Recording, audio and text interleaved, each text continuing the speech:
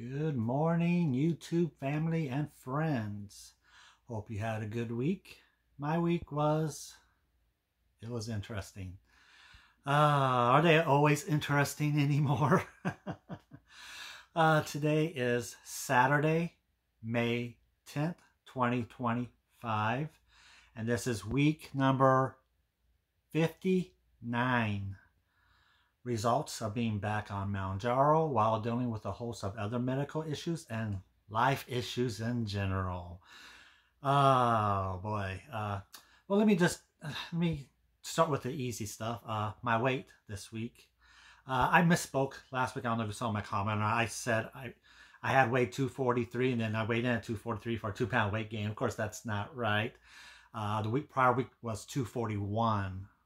And then last week I weighed in at 243 for the 2-pound weight gain, which put me at +7 overall and a 4-pound weight gain and actually a 7-pound weight gain in a 4-week span. So 1 month I gained 7 pounds. Oh, love life. Well, this week, thankfully, the increases stopped. I didn't lose anything, but I didn't gain anything. I weighed in this morning at 243, so same weight as last week. So it was even Steven for the week, which is good because I traveled to Fargo, North Dakota Wednesday afternoon for work, and I got back last night, Friday night. So,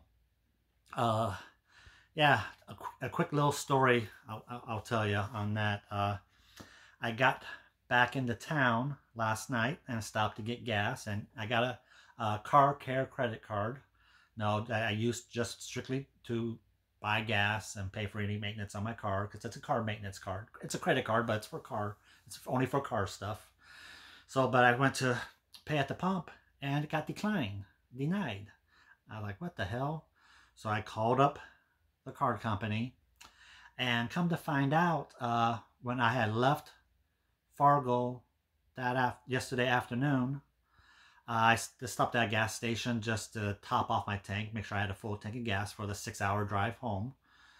And well, it turns out there was an additional $200 charge at that same gas station on my card. There must have been a little chip skimmer on the gas pump.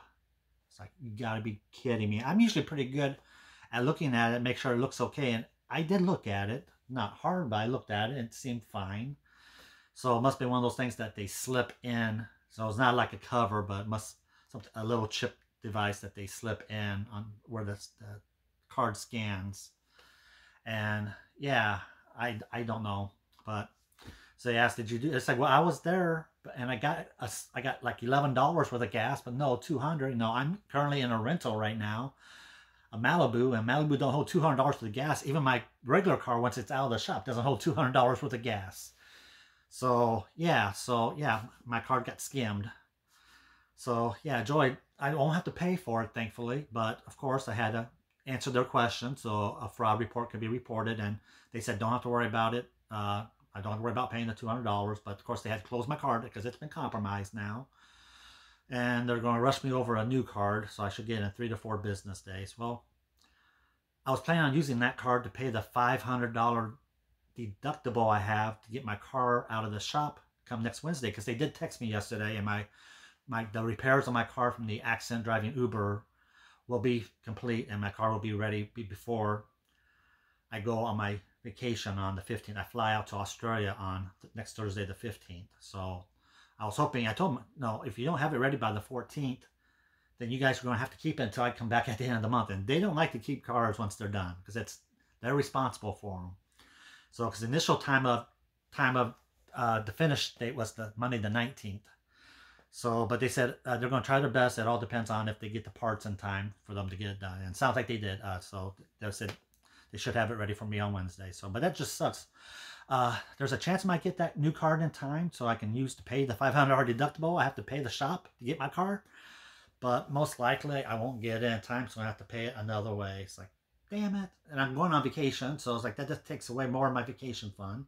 It's already bad that I missed a lot of time driving Uber because I didn't have a car, because my car was in the shop, and the Uber rental cars, they didn't have one available till the 1st. So from the 21st through the 1st, I did not have a rental. I had a rental car, but not one I could use to drive Uber with. So yeah, and so I lost out on a lot of almost $2,000 worth of income there. So I'm pissed because that was going to be my mad money, my spending money on my vacation. So, but anyway, you guys didn't come here for that. You came here for health updates. So right before I left for Fargo on Wednesday, the Wednesday morning, I got a call from the thoracic surgeon's office because I'm meeting her on June 4th to discuss having my thymus removed, that Y-shaped gland that's right here in the middle of the chest bone. I had talked with her last year because my neurologist wants me to have it taken out for a better outcome in the future for my autoimmune disease, my generalized myasthenia gravis. They said people around my age who are still early in the disease, that I'm not having major symptoms with it yet, I can have the most benefit from it. There's nothing guaranteed though. It's not guaranteed. I've watched a YouTube video a lady posted 6 years ago. She was 6 months out from having her thymus removed, and it didn't help her. She's still dealing with all the symptoms. That was 6 years ago. Be interested to see how she's like now. I couldn't find a video. I didn't look that hard, but anyway, so there's a chance it won't affect it. It won't help. There's a chance it can make it worse, you know. And of course, there could be complications from that surgery. They go in, they do robots, and so you go in through here, and then they'll go over on the right side in a couple of spots. Well, I also got that medical device, that Inspire sleep apnea device implanted. So they should still be able to do it. They'll have to be careful around that. And they might have to make sure the device is turned off. Well, right now the device is turned off because it didn't work. So I go back on June 6th to test this device again to see if it'll work or not. But I'll have to let them know this, like, I'm having surgery on the 9th, that following Monday, to have my thymus removed, and so they might have to keep the device off. I don't know. I'll talk more about that with the thoracic surgeon on the 4th, and then I can let the pulmonologist know who's going to see me when they test it. Let them know, say, hey, let's test it, see if it works or not. If it does work, but then it's like, we might have to not turn it on until after I have the surgery. So we'll see. But anyway, that surgery, the major complications, of course, is death. You have bleeding, you have infection, and then a really bad thing is that the nerve that controls your diaphragm, for your breathing, it's close to that area, and if they accidentally cut that nerve, I can no longer breathe on my own after that. So I'll be on a ventilator for the rest of my life. That's one of the worst case scenarios.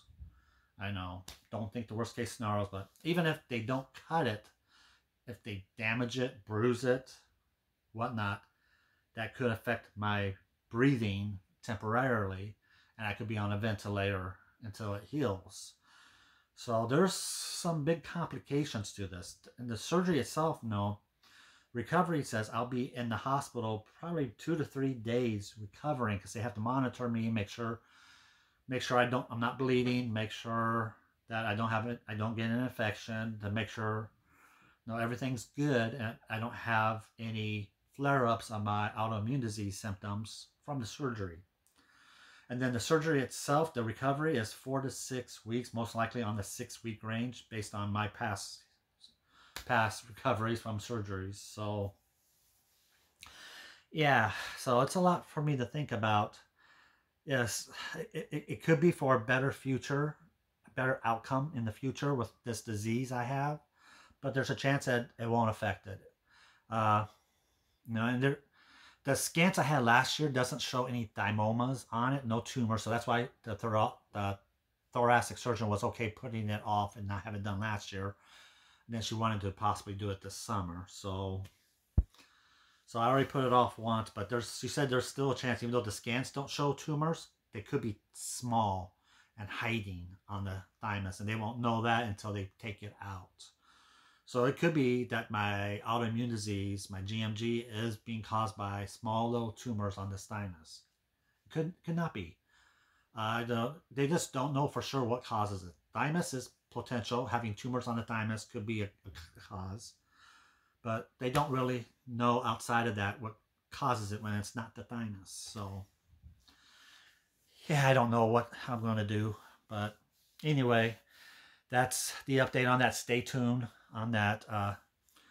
I'll know more in early June. Right now, the surgery is penciled in. It's on the surgery board for June 9th.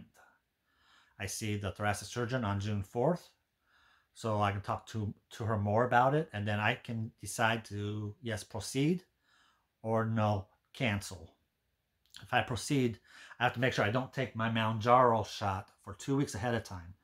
So if I do proceed, no matter what, if I haven't decided yet, the last time I can take this shot is Saturday the 24th. So I can get 2 more weeks of the shot. So on May 31st and June 7th, I cannot take my Mounjaro shot. Unless I know for sure that I'm not doing a surgery, but I won't know that for sure until I talk to the thoracic surgeon on the 4th. So I will not take my Mounjaro shot on the 31st of May and the 7th of June, just in case I do proceed with that surgery. So, but I already took my shot today, folks. But you'll see the needle, all that stuff in there. So I've done plenty of videos of me taking the shot, but I've already taken the shot today. So let's see. Other than that, I'm going to check my blood today to see where my blood sugar is at. Yeah, I don't know if I have much else to discuss. I'm still healing quite nicely. My scars healing fine and all that. Just don't know. I did get an attorney for that hit and run, though. I was driving Uber on Easter night when I was hit. I was stopped at a red light with a passenger, with a rider in my car, and someone slammed into the back of me and took off. I did obtain an attorney this week, a law office. So they're going to help me, guide me through all that and get all my ducks in a row. So if the cops do catch the person who hit me, we're good to go there. And they'll also help with the insurance company and doctors and all that to make sure everything's on board and that I don't have to deal with anything. So that's in play right now. So okay, let's go ahead and check my blood. Now I got my handy nanny tester. So I'm a alcohol wipe. So let's pick on this finger this week.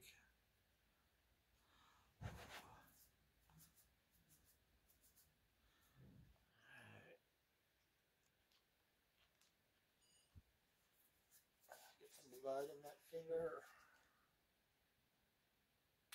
Ouch. Good blood again. I've been bleeding good last few weeks. Okay. Fasting. So I haven't ate anything yet today. Ooh, that's a shocker. 106. It hasn't been in the 100s in a couple of months.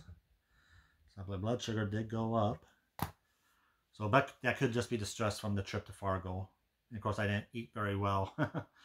So I ate a lot of crap. So it's not terribly shocking, but I gotta keep an eye on that. All right. Well, that's all I got for you. Just as a reminder, again, I leave for my cruise. So my next update will come from Sydney, Australia. Yay! Of course, I'll be a day ahead over in Australia compared to the US. So I'll land in Australia. It'll be Saturday morning, the 17th, their time. But it'll technically be Friday afternoon, I believe, here in the United States and the Midwest. So keep that in mind. So I'll be posting my video sometime Saturday Australian time, but I land there. It'll be around 7 o'clock in the morning, Saturday the 17th, Sydney Australian time. So, and I can't check into the hotel until later that afternoon. So yeah, maybe it would still be video be posted Saturday morning, your United States time, Midwest time, by the time I get everything done. So I probably won't record my video until that night because I'll be getting off the plane. I'll go to the hotel and drop off my luggage there, but I won't be able to check in my room unless they have it ready. But I doubt it'll be too early in the morning for them to have it ready. So, but yeah. And then Monday the 19th is when I board the Carnival Splendor for my 8-day cruise. So I'm going to Australia a couple days early. So I got some stuff planned, so hopefully I'll get some good videos. So if you're interested in seeing those videos, hop on over to my other channel, Cruise with Sean. So I don't do anything fancy, trust me. It's not professional, so be prepared. But if you want to see my cruise videos, hop on over to that channel and you'll be able to see them. All right, I'm going to end that here. You all have a great day. Enjoy your weekend. Remember to live life to the fullest, because you have no idea what life is going to throw at you. Case in point with me, I've had so many issues the last few years, medical-wise, just life-wise, financial-wise, job-wise.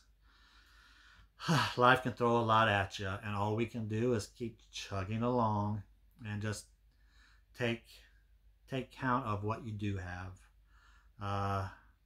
Don't take your friends, your family for granted. Tell your loved ones you love them. And tomorrow is Mother's Day, so I want to wish both my mom and my stepmom a happy Mother's Day. Wish my sister, my cousins, my one living grandmother, my stepmom's mom is still alive. She's still kicking up there in Wisconsin. So happy Mother's Day to her as well, and to my stepmom's sisters, and you all out there, for everyone who's a mother or grandmother or whatnot. Of course, if you're a grandmother, then you're a mother, But happy Mother's Day to you, and hope you enjoy your weekend. You deserve it. Well deserved. So, all right, that's it. You all have a good day. Bye-bye.